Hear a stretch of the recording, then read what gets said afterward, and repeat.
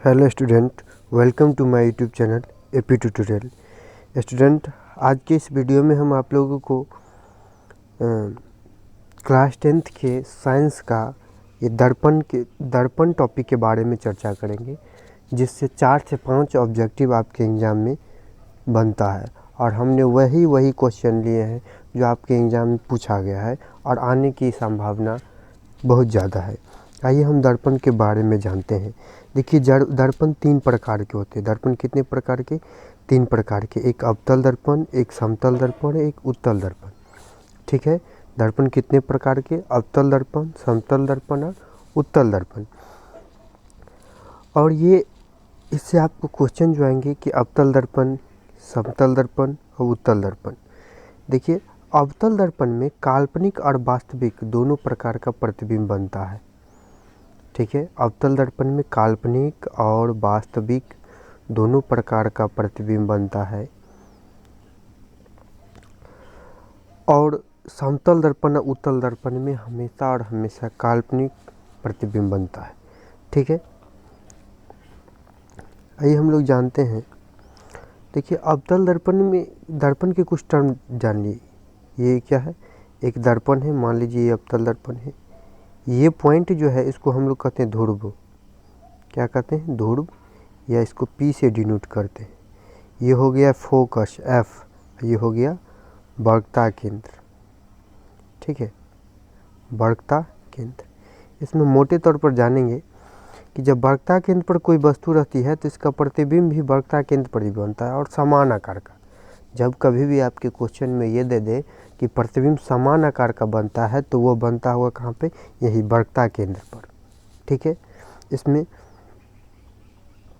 6 तरह के कंडीशन बनते हैं दर्पण के द्वारा बनने का। तो इससे क्वेश्चन आएंगे कि दर्पण का उपयोग क्या है, कहाँ पर कौन से वस्तु रखे कि ये आपका, जैसे वर्कता केंद्र पर अगर किसी वस्तु को रखेंगे तो समान आकार का प्रतिबिंब बनेगा। यह पूछ देगी कि अवतल दर्पण में कहाँ पर रखे कि वस्तु समान आकार का बने, तो वर्कता केंद्र पर रखेंगे। ठीक है, आपको यह पूछ सकता है कि अवतल दर्पण का उपयोग क्या है। तो अवतल दर्पण का उपयोग जान लीजिए। अवतल दर्पण का उपयोग सबसे अगर फेमस इम्पोर्टेंट उपयोग है तो वह है हजामती दर्पण के रूप में। किसका? हजामती दर्पण। हजामती दर्पण मतलब नाई जो अपने दुकान में लगाया रहता है, तो हजामती दर्पण के रूप में। गाड़ी के हेडलाइट में अग्रदीप जिसको कहते हैं, गाड़ी के हेडलाइट में, गाड़ी के हेडलाइट में, गाड़ी के हेडलाइट में। ठीक है, सोलर प्लेट में, सोलर प्लेट में, सोलर कुकर में। ठीक है, सोलर कुकर, सोलर वाला कोई भी चीज़ रहेगा तो सोलर कुकर। ठीक है, ये उपयोग हो गया। रोगी के नाक कान गला को देखने में, डॉक्टर जो है रोगी के नाक को, कान को, गला को देखने में, नाक कान गला को देखने में भी अवतल दर्पण का उपयोग किया जाता है। अब उत्तल दर्पण का उपयोग देखिए। उत्तल दर्पण का एक ही उपयोग याद रखिए कि साइड मिरर के रूप में। उत्तल दर्पण का एक ही उपयोग याद रखें, वही पूछेगा ही।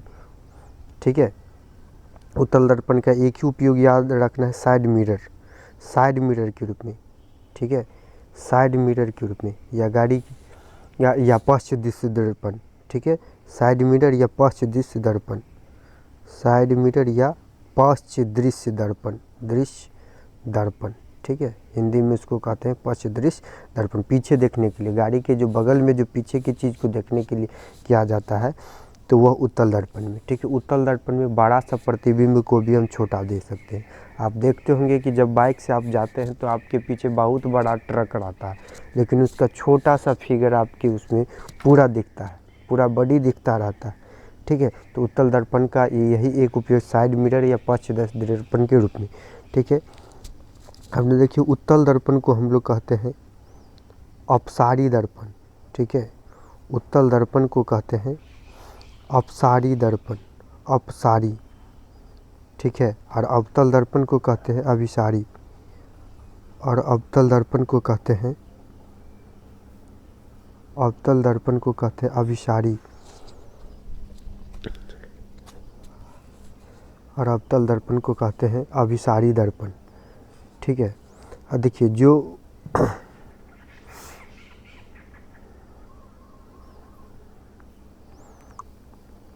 जो आपका उत्तल दर्पण होता है वही लेंस में अवतल होता है। वही लेंस में कौन होता है? अवतल। वही लेंस में कौन होता है? अवतल लेंस। ठीक है,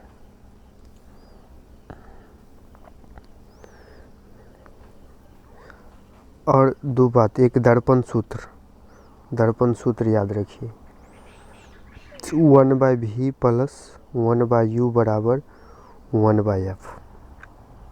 दर्पण सूत्र 1/v प्लस 1/u बराबर 1/f। अगर ये लेंस पूछ दे, लेंस सूत्र पूछ दे तो बस प्लस है वहाँ पर माइनस, 1/v माइनस 1/u बराबर 1/f कर देना। चलिए अब हम लोग क्वेश्चन देखते हैं। देखिए ये क्वेश्चन है कि अवतल दर्पण की फोकस दूरी क्या होती है। तो ध्यान रखना है, अवतल दर्पण की फोकस दूरी धनात्मक और उत्तल की ऋणात्मक। ठीक है, तो इसका करेक्ट आंसर हो गया धनात्मक। अवतल दर्पण की फोकस दूरी धनात्मक होती है। ये दर्पण का सूत्र क्या है? देखिए हम बताए थे आपको अभी, 1/v प्लस 1/u बराबर 1/f। देखिए कहाँ है, ये है पहले में है। ठीक है, 1/v प्लस 1/u बराबर 1/f पहला में। आपको इस चीज़ का ध्यान रखें, देखिए यहाँ माइनस दे दिया है, यहाँ पर एफ यू ऐसे आ गया, तो इस चारों को देख लें, we U F, 1/v plus 1/u बराबर 1/f। तो ये 30 नंबर देखते हैं। देखिए एफ बराबर r/2 सत है किसके लिए? अवतल दर्पण उत्तल दर्पण दोनों के लिए, ए और बी दोनों के लिए। देखिए एफ बराबर r/2, फार्मूला याद रखना है, मेरा से दो, एफ बराबर r/2 या r बराबर 2f। ठीक है, देखिए हम बताए हैं अभी आपको, यह जो होता है ये हो गया आपको क्या, वक्रता केंद्र से लेकर ध्रुव के बीच की दूरी को हम लोग r कहेंगे। अब फोकस यहाँ होता है, इसलिए f बराबर r/2 हम लोग फार्मूला कहते हैं। चलिए आगे है कि किसी कार का अग्रदीप में प्रयुक्त दर्पण, अग्र मतलब आगे होता है। ठीक है, अग्र मतलब आगे, अग्रदीप में प्रयुक्त दर्पण। अभी बताए हैं कि गाड़ी के हेडलाइट मतलब आगे वाले में अवतल दर्पण का उपयोग। अगर साइड मिरर पूछता तो उत्तल दर्पण में। ठीक है, 29 में देखिए कि किसी बिंब की अवतल दर्पण द्वारा, क्वेश्चन पढ़िए, किसी बिंब की अवतल दर्पण द्वारा बना प्रतिबिंब आभासी बनता है, सीधा बनता है, बिंब से बड़ा पाया जाता है, तो वस्तु की स्थिति कहाँ होगी। ठीक है, तो ये होगा, आपको याद रखना है, दर्पण की ध्रुव तथा मुख फोकस के बीच। ठीक है, बड़ा प्रतिबिंब दर्पण तथा मुख फोकस के बीच बनता है। 36 नंबर की अवतल दर्पण के सामने वस्तु को कहाँ रखा जाए ताकि प्रतिबिंब उल्टा, वास्तविक और समान आकार। देखिए जैसे ही समान आकार का बोलेगा तो कहाँ पर बनेगा?